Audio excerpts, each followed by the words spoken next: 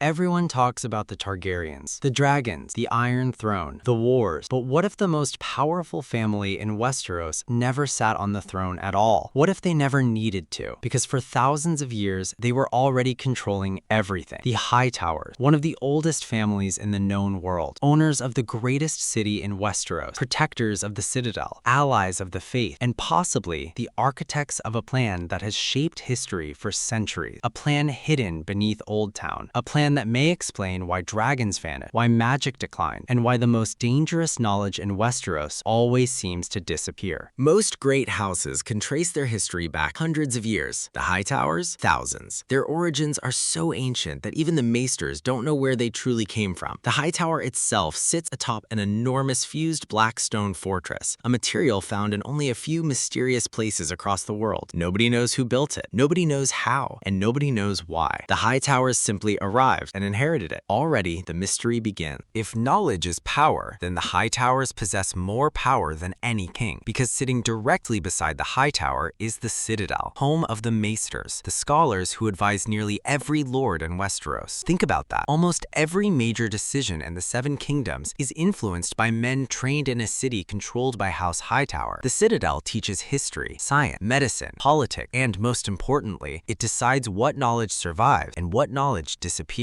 This is where the theory becomes fascinating. Throughout the books, several characters hint that the maesters dislike magic. Archmaester Marwyn openly warns that the Citadel fears magical knowledge. His famous accusation? That the maesters may have played a role in the extinction of dragons. A shocking claim, because dragons were the source of Targaryen power. Destroy dragon, and you weaken magic itself. Destroy magic, and knowledge becomes the ultimate source of power. Knowledge controlled by the Citadel.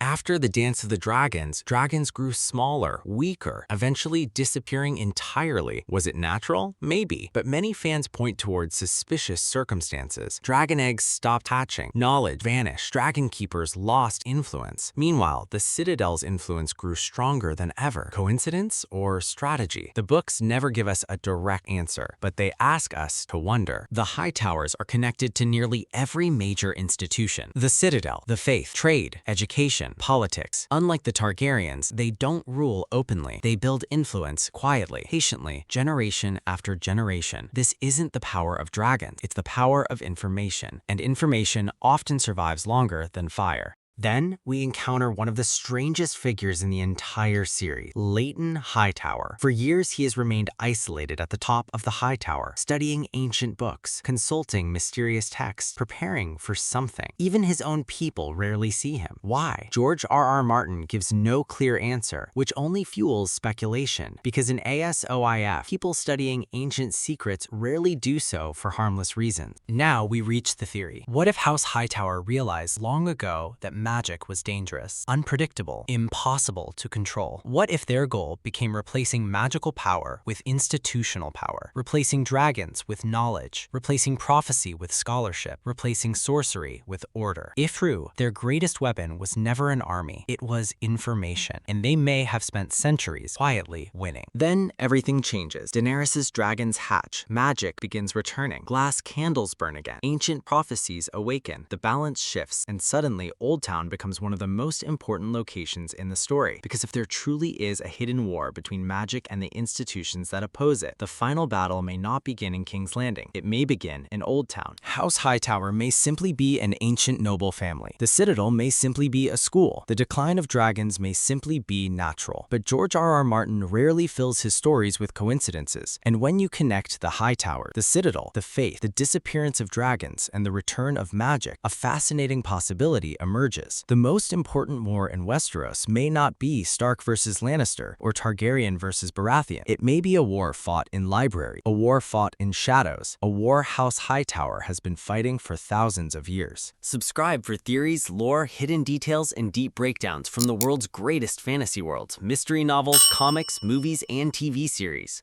Until next time, keep questioning the story, keep searching for the clues, and keep